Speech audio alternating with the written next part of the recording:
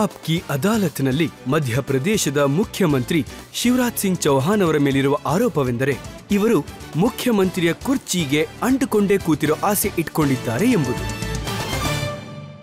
ಶಿವರಾಜ್ ಅವರೇ, ಪ್ರಿಯಾಂಕಾ ಗಾಂಧಿ ಅವರು ಈ ಮಾತನ್ನ ಅವರೇ ಹೇಳಿದ್ರು 18 ವರ್ಷದಿಂದ ಮುಖ್ಯಮಂತ್ರಿ ಆಗಿದ್ದಾರೆ, ಸರ್ಕಾರದಲ್ಲಿದ್ದಾರೆ.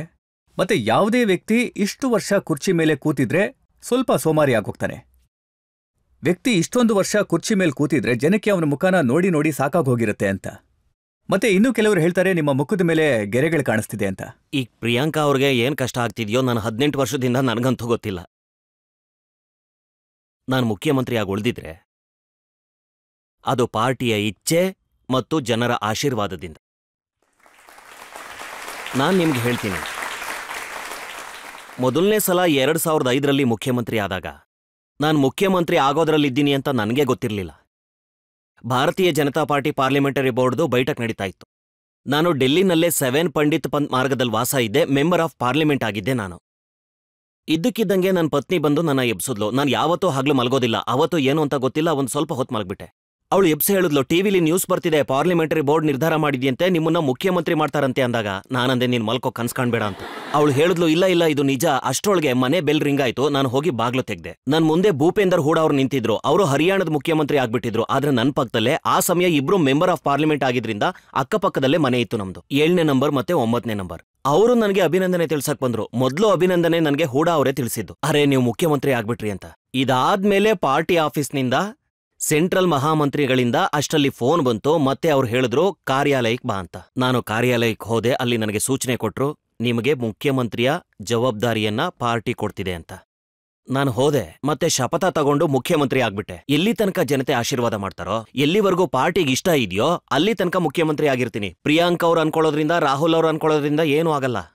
ಆದ್ರೆ ಶಿವರಾಜ್, ಪಾರ್ಟಿನಲ್ಲೂ ತುಂಬಾ ಜನ ಇರ್ಬೋದಲ್ವಾ, ಅವರಿಗೂ ಆಸೆ ಇರ್ಬೋದು ಮಧ್ಯಪ್ರದೇಶದ ಮುಖ್ಯಮಂತ್ರಿ ಆಗ್ಬೇಕು ಅಂತ. ಎಷ್ಟೋ ಜನ ವರ್ಷಗಳಿಂದ ಕೆಲಸ ಮಾಡ್ತಿದ್ದಾರೆ. ನೀವು ಯಾವಾಗ್ಲೂ ನಾಟ್ಔಟ್ ಆಗಿ ಉಳ್ಕೊಂಡ್ಬಿಡ್ತೀರಾ. ಪಾಪ ಬಡಪಾಯಿಗಳಿಗೆ ಬ್ಯಾಟಿಂಗೇ ಸಿಗಲ್ವಲ್ಲ. ನಾವೆಲ್ಲರೂ ಸಾಮೂಹಿಕವಾಗಿ ಒಗ್ಗಟ್ಟಿನ ಕೆಲಸ ಮಾಡ್ತೀವಿ. ಯಾರಿಗೆ ಏನ್ ಜವಾಬ್ದಾರಿ ಕೊಡ್ತೀವೋ ಅವ್ರು ಅದನ್ನ ಪೂರೈಸ್ತಾರೆ. ಮುಂದೇನು ಯಾರಿಗೆ ಏನ್ ಜವಾಬ್ದಾರಿ ಕೊಡ್ತೀವೋ ಅವ್ರು ಅದನ್ನ ಪೂರೈಸ್ತಾರೆ. ಈ ಮಾತು ನಿಜಾನೇ. ಹಿಂದೆ ಕಮಲ್ನಾಥ್ ಅವರ ಸರ್ಕಾರ ಬಿದ್ದು ಹೋಗಿತ್ತು, ಮತ್ತೆ ಮಧ್ಯಪ್ರದೇಶದಲ್ಲಿ ಮುಖ್ಯಮಂತ್ರಿ ಬೇಕಾಗಿತ್ತು. ಸೊ ನೀವು ಸೆಂಟರ್ಗೆ ಬಂದು ಮೋದಿಜಿ ಅವರ ಸರ್ಕಾರದಲ್ಲಿ ಮಂತ್ರಿ ಆಗೋ ಮತ್ತೆ ಬೇರೆ ಯಾರನ್ನೋ ಮುಖ್ಯಮಂತ್ರಿ ಮಾಡಬೇಕು ಅನ್ನೋ ಕೇಂದ್ರದಲ್ಲಿ ಮಾತಿತ್ತಂತೆ, ಹೌದಾ? ಇಲ್ಲ, ನನಗಂತೂ ಈ ತರ ಯಾವತ್ತೂ ಹೇಳಲಿಲ್ಲ. ನನಗಂತೂ ಪಾರ್ಟಿನೇ ಆದೇಶ ಕೊಟ್ಟಿದ್ದು. ಇನ್ನು ಈಗ ನೀವು ಮುಖ್ಯಮಂತ್ರಿ ಆಗ್ಬೇಕು, ಪಾರ್ಟಿ ಆದೇಶದ ಮೇಲೆ, ಪಾರ್ಟಿ ತೀರ್ಪ್ ಮೇಲೆ ಅಂತ. ಆಮೇಲೆ ನಾನು ಮುಖ್ಯಮಂತ್ರಿಯಾಗಿ ಶಪಥ ತಗೊಂಡೆ. ಪ್ರಧಾನಮಂತ್ರಿ ಅವರ ಆಶೀರ್ವಾದನೂ ಸಿಕ್ತು. ಪಾರ್ಟಿನೂ ನೋಡಿ, ಪ್ರಧಾನಮಂತ್ರಿ ಅವರಂತೂ ಗುಜರಾತಲ್ಲಿ ಇಡೀ ಸರ್ಕಾರನೇ ಬದಲಾಯಿಸ್ಬಿಟ್ರಲ್ಲ, ಕರ್ನಾಟಕದಲ್ಲಿ ಮುಖ್ಯಮಂತ್ರಿನ ಬದಲಾಯಿಸ್ಬಿಟ್ರು. ಸೊ ಶಿವರಾಜ್ ಸಿಂಗ್ ಚೌಹಾಣ್ ಅವ್ರ ಮೇಲೆ ಅಂಥ ಪ್ರೇಮ ಏನಿದೆ, ನಿಮ್ಮನ್ನ ಮತ್ತೆ 2ನೇ ಸಲ ಮಾಡಿಬಿಟ್ರಲ್ಲ. ನಾನೊಂದು ವಿಷಯ ಹೇಳ, ಮೋದಿಜಿ ಅದ್ಭುತ ಮತ್ತೆ ಅದ್ವಿತೀಯ ನಾಯಕರು. ಯಾವುದೇ ಇಂಡಿವಿಜುವಲ್ ಪ್ರೀತಿ ಮಾಡಿದ್ದಿಲ್ಲ ಅವರು. ಈ ತಪ್ಪು ಕಲ್ಪನೆ ಯಾರೂ ಇಟ್ಕೋಬೇಡಿ, ನನಗೂ ಈ ತಪ್ಪು ಕಲ್ಪನೆ ಇಲ್ಲ. ಅಂದ್ರೆ ಅವ್ರು ಪ್ರೀತಿಸ್ತಾರೆ ಮತ್ತೆ ಆ ಪ್ರೀತಿಯಿಂದಾಗಿ ಯಾರನ್ನೋ ಮಾಡ್ಬಿಟ್ಟಿದ್ದಾರೆ ಅಂತ. ಒಂದ್ ವೇಳೆ ಶ್ರೀಮಾನ್ ನರೇಂದ್ರ ಮೋದಿಜಿ ಅವರು ಪ್ರೀತಿ ಮಾಡಿದ್ರೆ ಅದು ಈ ದೇಶನ್ ಮಾತ್ರನೇ. ದೇಶದ ಜನತೆನ ಪ್ರೀತಿಸ್ತಾರೆ. 140 ಕೋಟಿ ಭಾರತವಾಸಿಗಳನ್ನ ಅವರು ಪ್ರೀತಿಸ್ತಾರೆ. ಮತ್ತೆ ಅವ್ರ ಸೇವೆಗೆ ಅವರು ತಮ್ಮ ಇಡೀ ಜೀವನನೇ ಸಮರ್ಪಣೆ ಮಾಡಿದ್ದಾರೆ. ಎಷ್ಟೊಂದು ಹಾರ್ಡ್ ವರ್ಕಿಂಗ್, ಹಗ್ಲೂ ರಾತ್ರಿ ಕಷ್ಟಪಡೋ ಒಬ್ಬ ನಾಯಕನನ್ನ ಪ್ರಪಂಚದಲ್ಲಿ ನೋಡಿದಿರಾ? 24 ಗಂಟೆ 365 ದಿನ ಒಂದೇ ಮಾತು, ಇನ್ನೂ ಉತ್ತಮವಾಗಿ ಹೇಗೆ, ಇನ್ನೂ ಚೆನ್ನಾಗಿ ಹೇಗೆ, ಇನ್ನೂ ಉತ್ತಮವಾಗಿ ಹೇಗೆ. ಯಾರ್ ಹಗ್ಲು ರಾತ್ರಿ ಚೆನ್ನಾಗಿ ಕೆಲಸ ಮಾಡ್ತಾರೋ ಅವ್ರನ್ನ ಮಾತ್ರ ಪ್ರೀತಿಸ್ತಾರೆ ಅವರು. ಮಿಕ್ದೋರನ್ನ ಅವ್ರು ಯಾವತ್ತೂ ಹೇಳಲ್ಲ, ಇಲ್ಲ ನೀವೇನು ಮಾಡಬೇಡಿ ಆದ್ರೂ ನಿಮ್ಮನ್ನ ನಾನು ಪ್ರೀತಿಸ್ತೀನಿ ಅಂತ. ಅವ್ರ ಪ್ರೀತಿ ಯಾವತ್ತೂ ಆತರ ಇರಲ್ಲ. ಖುದ್ ಅವರು ಹಗ್ಲು ರಾತ್ರಿ ಕೆಲಸ ಮಾಡ್ತಾರೆ. ಮತ್ತೆ ಎಷ್ಟೊಂದ್ಸಲ ನಮ್ಗನ್ಸುತ್ತೆ ಅವ್ರ ಜವಾಬ್ದಾರಿ ಕೊಡ್ತಾರೆ, ಯಾವುದೋ ಯೋಜನೆ ಮಾಡ್ತಾರೆ. ನಾನದನ್ನ ಐಡಿಯಲಿ ಇಂಪ್ಲಿಮೆಂಟ್ ಮಾಡೋ ಪ್ರಯತ್ನ ಮಾಡ್ತೀನಿ. ಅವ್ರು ಹೇಳಿದ್ರು ಸ್ವಚ್ಛತೆ, ಸ್ವಚ್ಛ ಭಾರತ. ನಾವು ಕಷ್ಟಪಟ್ವಿ. ನಾನು ಇಡೀ ಮಧ್ಯಪ್ರದೇಶದಲ್ಲಿ ಸುತ್ತಾಡ್ದೆ, ಮತ್ತಿವತ್ತು ಮಧ್ಯಪ್ರದೇಶ ಸ್ವಚ್ಛತೆಯಲ್ಲಿ ನಂಬರ್ 1 ರಾಜ್ಯ ಆಗಿದೆ. ಅವ್ರು ಹೇಳಿದ್ರು ನೀರು ಉಳಿಸಿ, ಜಲ ಸಂರಕ್ಷಣೆ. ಇವತ್ತು ಜಲ ಸಂರಕ್ಷಣೆಯಲ್ಲಿ ಮಧ್ಯಪ್ರದೇಶ ನಂಬರ್ 1 ರಾಜ್ಯ ಆಗಿದೆ. ಅವರು ಸ್ಮಾರ್ಟ್ ಸಿಟಿ ಯೋಜನೆ ತಗೊಂಡ್ ಬಂದ್ರು. ಸ್ಮಾರ್ಟ್ ಸಿಟಿಲೂ ಇವತ್ತು ಮಧ್ಯಪ್ರದೇಶ ನಂಬರ್ 1 ರಾಜ್ಯ ಆಗಿದೆ. ಅವ್ರು ಹೇಳಿದ್ರು PM ಸ್ಟ್ರೀಟ್ ವೆಂಡರ್ ಯೋಜನೆ ನಾವು ಇಂಪ್ಲಿಮೆಂಟ್ ಮಾಡಿದ್ವಿ, ನಂಬರ್ 1 ನಾವು. ಪ್ರಧಾನಮಂತ್ರಿ ಡಜನ್ ಗಟ್ಲೆ ಯೋಜನೆಯಲ್ಲಿ ನಮ್ಮ ಮಧ್ಯಪ್ರದೇಶ ನಂಬರ್ 1ರಲ್ಲಿದೆ. ಮತ್ತೆ ನಂಬರ್ 1ಗೆ ಬಂದಾದ್ಮೇಲೂ ಕೂಡ ನಾವು ತುಂಬಾ ಒಳ್ಳೆ ಕೆಲಸಗಳನ್ನ ಮಾಡಿದ್ವಿ. ಆಗ ಪ್ರಧಾನಮಂತ್ರಿಯವರು ನೋಡಿ ತುಂಬಾ ಹೊಗಳ್ತಾರೆ ಅನ್ಕೊಂಡ್ರೆ, ಆದ್ರೆ ಅವ್ರು ಮಾತಾಡೋವಾಗ ನಮ್ಗೆ ಹೇಳ್ತಾರೆ, ಅದ್ ಸರಿ ಇದೇನೋ ಆಯ್ತು, ಆದ್ರೆ ಈ 4 ವಿಷಯನೂ ಆಗಿದ್ದಿದ್ರೆ ಇನ್ನೂ ಚೆನ್ನಾಗಿರೋದು ಅಂತ.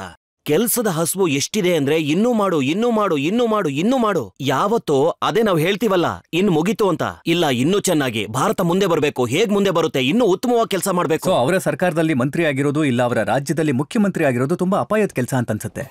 ಖಂಡಿತ ಅಪಾಯದ್ದಲ್ಲ, ಆನಂದದ ವಿಷಯ ಇದು. ಅಂದ್ರೆ ನಾವು ನಮ್ಮ ಸರ್ವಶ್ರೇಷ್ಠ ಕೊಡೋದಿಕ್ ನೋಡ್ತಾ ಇದೀವಿ, ಮತ್ತೆ ಅವರು ಕೂಡ ಸರ್ವಶ್ರೇಷ್ಠ ಕೊಡ್ತಾರೆ, ಮತ್ತೆ ಜನರಿಂದ ಸರ್ವಶ್ರೇಷ್ಠ ತಗೊಳ್ಳೋ ಪ್ರಯತ್ನ ಮಾಡ್ತಾರೆ. ಆದ್ರಿಂದ ನಮ್ ದೇಶ ಇವತ್ತು ಮುಂಚೆ ಹಿಂದೆ ಉಳಿದ್ಬಿಟ್ಟಿತ್ತಲ್ಲ ನೋಡಿ. 9 ವರ್ಷದಲ್ಲಿ ದೇಶ ಬದಲಾಗೋಯ್ತು. ರಜತ್ ಅವ್ರೆ, ನನ್ಗೆ ತುಂಬಾ ಹೆಮ್ಮೆ ಆಗ್ತಾ ಇದೆ. ಹೇಳ್ಬೇಕು ಅಂತ ಹೇಳ್ತಾ ಇಲ್ಲ ಇದನ್ನ. ಅವರು ನಮ್ ಪಾರ್ಟಿನವರು ಅನ್ನೋ ಕಾರಣಕ್ಕೆ ನಾನು ಇದನ್ನ ಹೇಳ್ತಿಲ್ಲ ನೋಡಿ. ಅವರಂತೂ ಈ ದೇಶದ ನಾಯಕರು.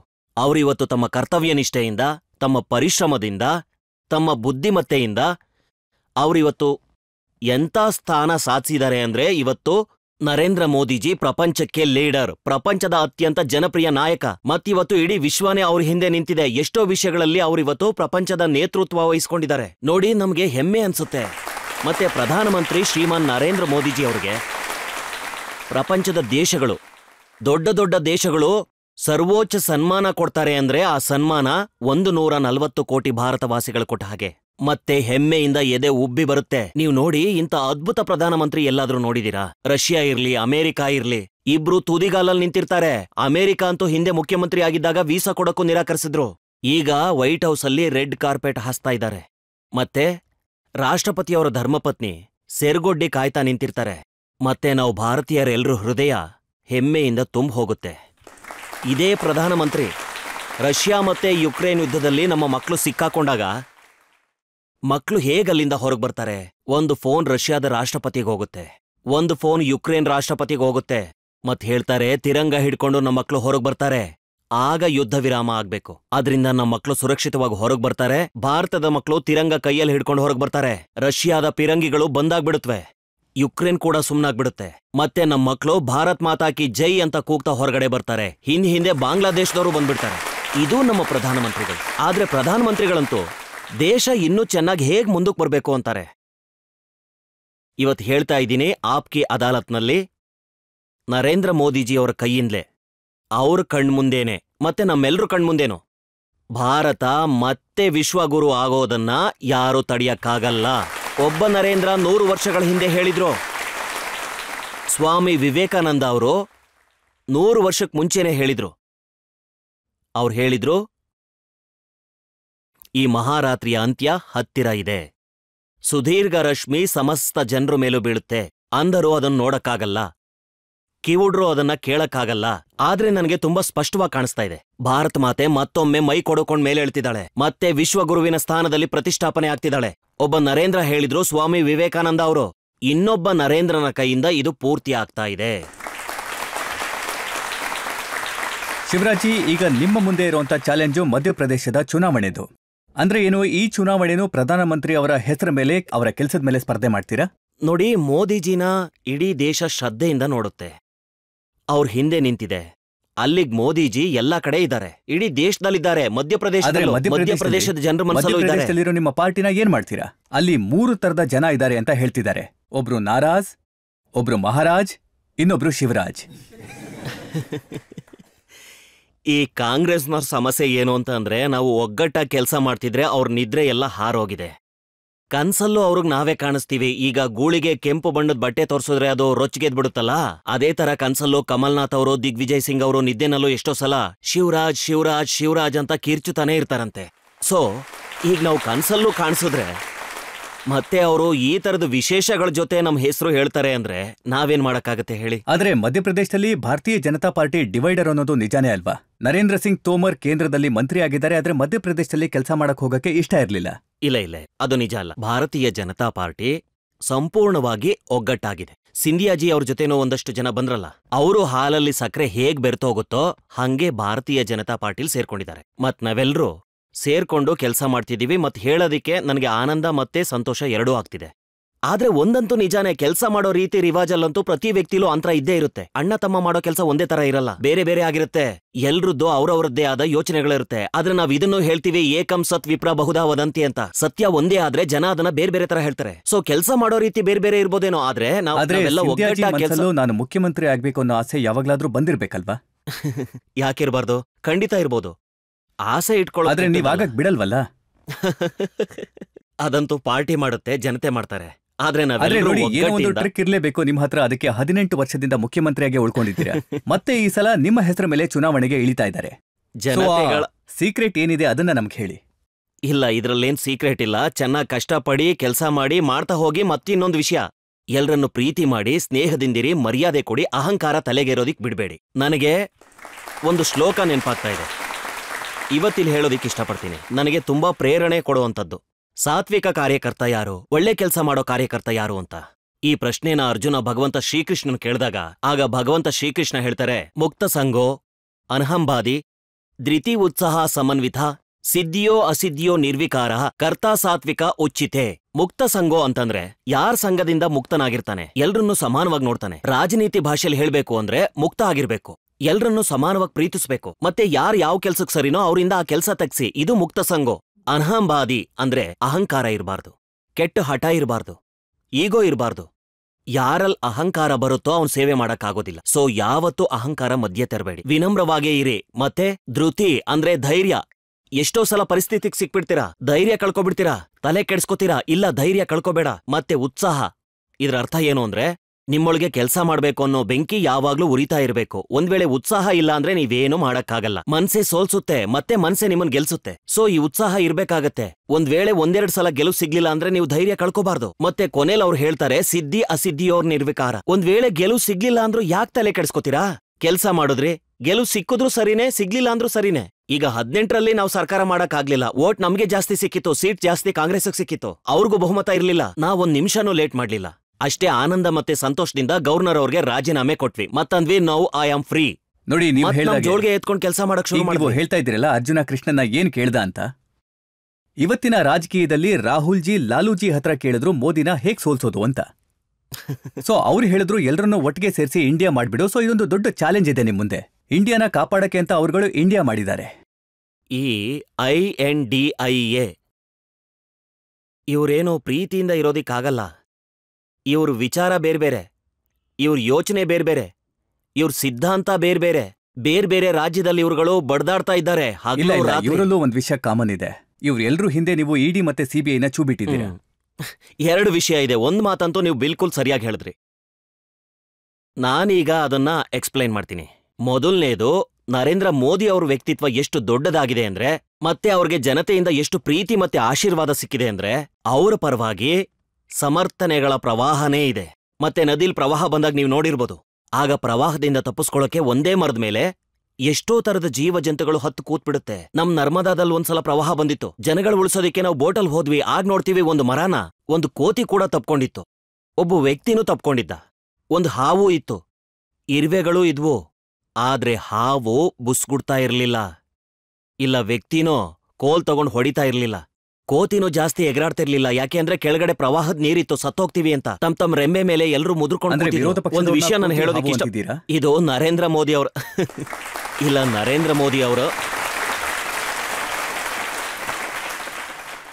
ನರೇಂದ್ರ ಮೋದಿ ಅವ್ರ ಪರವಾಗಿ ದೇಶದಲ್ಲಿ ಎಂತ ಪ್ರವಾಹ ಇದೆ ಅಂದ್ರೆ, ಈಗ ಇವರೆಲ್ಲರೂ ನಮ್ಮ ಅದೇ ಉದಾಹರಣೆ ಕೊಡ್ತಿದ್ದೆ. ಅಂದ್ರೆ ಹೇಗೆ ಇವರೆಲ್ಲರೂ ಕೂತಿದ್ರೋ ಹಂಗೆ ವಿಪಕ್ಷದ ನಾಯಕರು ಒಂದೇ ಮರನ್ ಹತ್ ಕೂತಿದ್ದಾರೆ. ವಿಚಾರಗಳ ಕಾರಣಕ್ಕೆ ಹತ್ತಿಲ್ಲ ಇವರು. ಮತ್ತೆ ಇನ್ನೊಂದು ವಿಷಯ, ಭಾರತೀಯ ರಾಜಕಾರಣದಲ್ಲಿ ಮೊದಲು ನಡೀತಿತ್ತು, ನೇತಾ ಏನಾದ್ರೂ ಪಾಪ ಮಾಡ್ಲಿ, ಕರಪ್ಷನ್, ಭ್ರಷ್ಟಾಚಾರ ಏನೇ ಮಾಡಿದ್ರು ಯಾವುದೇ ತರ ಶಿಕ್ಷೆ ಆಗ್ತಿರ್ಲಿಲ್ಲ, ತಪ್ಪಿಸ್ಕೊಂಡ್ ಬಿಡ್ತಿದ್ರು. ನರೇಂದ್ರ ಮೋದಿಜಿ ಹೇಳಿದ್ರು, ತಿನ್ನಲ್ಲ, ತಿನ್ನಕ್ಕೂ ಬಿಡಲ್ಲ. ಮತ್ತೆ ಗೋಲ್ಮಾಲ್ ಮಾಡೋರು ಯಾರನ್ನೂ ಖಂಡಿತ ಬಿಡೋದಿಲ್ಲ. ಅವನು ಯಾವ ಕಾನ್ದಿಂದನಾದ್ರೂ ಬಂದಿರ್ಲಿ, ಅದ್ರ ಬಗ್ಗೆ ತಲೆ ಕೆಡಿಸ್ಕೊಳ್ದೇನೆ ಯಾರ್ ಗೋಲ್ಮಾಲ್ ಮಾಡ್ತಾರೋ ಅವ್ರ ವಿರುದ್ಧ ತನಿಖೆ ನಡೀತಾ ಇದೆ. ಈಗ ಅದಕ್ಕೆ ಹೆದರ್ಕೋತಾ ಇದಾರೆ ಅವರು. ಈಗ ಭ್ರಷ್ಟಾಚಾರ ನಡೆಯೋದಿಲ್ಲ, ಅಪ್ರಾಮಾಣಿಕತೆ ನಡೆಯೋದಿಲ್ಲ, ಮತ್ತದಕ್ಕೀಗ ತನಿಖೆಗಳು ನಡೀತಾ ಇದ್ರೆ ನಡುಗ್ತಾ ಇದಾರೆ, ಎಲ್ರೂ ಸಿಕ್ಕಾಕೊಂಡ್ಬಿಡ್ತೀವಿ ಅಂತ. ಅದಕ್ಕೆ ಅವ್ರೆಲ್ಲರೂ ಈಗ ಒಗ್ಗಟ್ಟಾಗ್ತಾ ಇದಾರೆ. ಶಿವರಾಜ್, ಈಗ ಚುನಾವಣೆ ನಿಮ್ ಮುಂದೆ ಇದೆ, ಮತ್ತೆ ವಿರೋಧ ಪಕ್ಷದವರೆಲ್ಲ ಒಟ್ಟಿಗೆ ಸೇರ್ಕೊಂಡು ಹೋರಾಡ್ತಾ ಇದ್ದಾರೆ. ಸೊ ಮಾಮಾ ಜೊತೆ ಪೈಪೋಟಿ ಮಾಡೋದಕ್ಕೆ ಡೆಲ್ಲಿಯಿಂದ ಒಬ್ರು ಚಾಚಾ ಬಂದ್ಬಿಟ್ಟಿದ್ದಾರೆ. ಅವರಿಂದ ಪರಿಣಾಮ ಆಗತ್ತಾ? ನೋಡಿ, ಮಾಮ ಸಂಬಂಧ ಇದೆಯಲ್ಲ, ಆತ್ಮೀಯತೆಯ ಸಂಬಂಧ. ನಾನು ಹೆಣ್ಮಕ್ಳನ್ನ ಮುದ್ದಿನ ಲಕ್ಷ್ಮಿ ಮಾಡಿದಾಗ ಮೊದಲು ಚಿಕ್ಕ ಚಿಕ್ಕ ಹುಡುಗಿರೆಲ್ಲರೂ ನನ್ನ ಮಾಮ ಅನ್ನಕ್ ಶುರು ಮಾಡಿದ್ರು. ಆಮೇಲೆ ನನಗೆ ನಮ್ಮ ಹುಡುಗಿರ ಜೊತೆ ಒಳ್ಳೆ ಪ್ರೀತಿ ಸಂಬಂಧ ಇದೆ. ಯಾವಾಗ್ಲೂ ಅವ್ರಿಗೆ ಸಿಗ್ತೀನಿ. ಸೊ ಹುಡುಗರು ನನ್ನನ್ನ ಮಾಮ ಅನ್ನಕ್ ಶುರು ಮಾಡಿದ್ರು. ಆಮೇಲೆ ಹೆಂಗಾಗೋಯ್ತು ಅಂದ್ರೆ ಮುದುಕರು ನನಗೆ ಮಾಮ ಅಂತಾನೆ ಕರೀತಾರೆ. ಮಾಮ ಆಗ್ಬಿಟ್ಟೆ ನಾನು. ಆದ್ರೆ ಇದು ಪ್ರೀತಿಯಿಂದಾಗಿ, ಸ್ನೇಹದಿಂದಾಗಿ, ಕೇಜ್ರಿವಾಲ್ ಅವ್ರು ಹೇಳಿದ್ದು ಈಗ ಚಾಚಾ ಬಂದಿದ್ದಾರೆ ಅಂತ. ಹೀಗೆ ಹೇಳ್ಕೊಂಡ ತಕ್ಷಣ ಯಾರಾದ್ರೂ ಚಾಚಾ ಆಗ್ಬಿಡ್ತಾರಾ? ಚಾಚಾ ಕೇಜ್ರಿವಾಲ್. ಅದಕ್ಕೋಸ್ಕರ ತುಂಬಾ ದುಡಿಬೇಕಾಗತ್ತೆ. ಈ ನಕಲಿ ಸಂಬಂಧ ಮಾಡ್ಕೊಳ್ಳೋದ್ರಿಂದ ಯಾವ ಪ್ರಯೋಜನನೂ ಇಲ್ಲ. ಪ್ರೇಕ್ಷಕರಿಂದ ಯಾರಾದ್ರೂ ಪ್ರಶ್ನೆ ಕೇಳ್ತೀರಾ? ಸರ್, ನಿಮ್ ವೈಫ್ ನಿಮ್ ಜೊತೆಗೆ ಎಲ್ಲಾ ಒಕೇಶನ್ ಅಲ್ಲೂ ಬರ್ತಾರೆ, ಮತ್ತೆ ಅವ್ರು ಆಕ್ಟಿವ್ ಆಗಿ ಭಾಗಿಯಾಗ್ತಾರೆ ಕೂಡ. ಸೊ ನನ್ ಪ್ರಶ್ನೆ ಏನು ಅಂದ್ರೆ, ನಿಮ್ದು ಲವ್ ಮ್ಯಾರೇಜ್ ಆಗಿತ್ತಾ ಅಥವಾ ಅರೇಂಜ್ ಮ್ಯಾರೇಜಾ sir? Arranged marriage. Marriage arranged ಆಗಿತ್ತು. ಮೊದಲು ನಮ್ಮ ಅಪ್ಪಾಜಿ ಅವರು ನನಗೆ ಹೇಳಿದ್ರು, ನಿಂಗೆ ಮದ್ವೆ ಮಾಡ್ಬೇಕು ಅಂತ. ಸೊ ಆಗ ನಾನು ಪೂರ್ತಿ ಜೋಶಲ್ಲಿ ಕೆಲಸ ಮಾಡ್ತಿರ್ತಿದ್ದೆ. ಸೊ ನಾನಂದೆ, ಈಗ ಮದ್ವೆ ಮಾಡ್ಕೊಂಡು ಏನ್ ಮಾಡ್ಬೇಕು, ಕೆಲ್ಸನೇ ಇಷ್ಟೊಂದಿದೆ ಅಂತ. ಆದ್ರೆ ಮದ್ವೆ ಮಾಡ್ಕೊಳ್ಳೇಬೇಕು ಅಂತ ನಿರ್ಧಾರ ಆಯ್ತು. ಸೊ ಕುಟುಂಬದವರೆಲ್ಲ ಒಂದ್ಸಲ ನೋಡಿದ್ರು, ನಾನು ಒಂದ್ಸಲ ನೋಡ್ದೆ, ಮದ್ವೆ ಆಗೋಯ್ತು. ಆದ್ರೆ ಭಾರತೀಯ ಸಂಸ್ಕೃತಿಲಿ ಪತಿ ಮತ್ತೆ ಪತ್ನಿ, ನಮ್ಮ ಸಂಸ್ಕಾರ ಏನಿದೆ, ಕಾಂಟ್ರಾಕ್ಟ್ ಅಲ್ಲ, ಅದು ಒಪ್ಪಂದ ಅಲ್ಲ. ಪಶ್ಚಿಮದಲ್ಲಿ ಅದು ಕಾಂಟ್ರಾಕ್ಟ್. ಚೆನ್ನಾಗಿರೋ ತನಕ ಜೊತೆಲಿರೋ, ಆಮೇಲೆ ನಿನ್ ದಾರಿ ನಿನಗೆ, ನನ್ ದಾರಿ ನನಗೆ. ಆದ್ರೆ ಭಾರತದಲ್ಲಿ ಒಂದು ಸಂಸ್ಕಾರ ಇದೆ, ಪವಿತ್ರ ಆತ್ಮಗಳ ಬಂಧನ ಇದೆ. ಜನ್ಮ ಜನ್ಮದ ಜೊತೆ ಇರುತ್ತೆ. ಮತ್ತೆ ಜನ್ಮ ಜನ್ಮ ಜೊತೆ ಇರಬೇಕು ಅಂದ್ರೆ ಅದನ್ನ ಅಷ್ಟೇ ಪಾವಿತ್ರತೆಯಿಂದ ನಾವು ನಿಭಾಯಿಸ್ತೀವಿ. ಮತ್ತೆ ನಾವು ತುಂಬಾ ಬ್ಯುಸಿ ಇರೋದ್ರಿಂದ ಪುರ್ಸೊತ್ತೆ ಸಿಗೋದಿಲ್ಲ. ಅದಕ್ಕೆ ನಾವು ಎಲ್ಲಿಗೆ ಹೋದ್ರೂ ಸರ್ಕಾರಿ ಕೆಲಸಗಳನ್ನ ಬಿಟ್ಟು ನಾನು ಯಾವಾಗ್ಲೂ ಪ್ರಯತ್ನ ಪಡ್ತೀನಿ, ನಾವಿಬ್ರು ಒಟ್ಟಿಗೆ ಹೋಗ್ಬೇಕು, ದೇವಸ್ಥಾನದಲ್ಲಿ ಪೂಜೆ ಮಾಡಿಸೋದಿಕ್ಕೆ, ಬಾಕಿ ಧಾರ್ಮಿಕ ಕಾರ್ಯಕ್ರಮಗಳಿಗೆ ಹೋಗ್ಬೇಕು ಅಂತ. ಅದ್ರಲ್ಲಿ ನಾವು ಜೊತೆಲಿರ್ತೀವಿ. ನಾನು ಯಾವಾಗ್ಲೂ ನಂಬೋದೇನು ಅಂದ್ರೆ, ಪತಿ ಪತ್ನಿಗೂ ಕೂಡ ಸಮಾನವಾದ ಮರ್ಯಾದೆಯನ್ನ ಖಂಡಿತ ಕೊಡ್ಬೇಕು. ಇಬ್ರು ಸಮಾನರು, ಮತ್ತೆ ಒಬ್ರಿಗೊಬ್ರು ಪೂರಕ. ಅವರು ಒಬ್ರಿಗೊಬ್ರು ಮರ್ಯಾದೆ ಕೊಡ್ಬೇಕಾಗತ್ತೆ. ಆಗ್ಲೇ ಸಂಸಾರದ ಗಾಡಿನೂ ಚೆನ್ನಾಗಿ ಓಡುತ್ತೆ, ಆಗ್ಲೇ ಮಕ್ಕಳು ಸಂಸ್ಕಾರನೂ ಸರಿಯಾಗಿರುತ್ತೆ. ಇದು ಭಾರತದ ಯೋಚನೆ ಮಗಳೇ.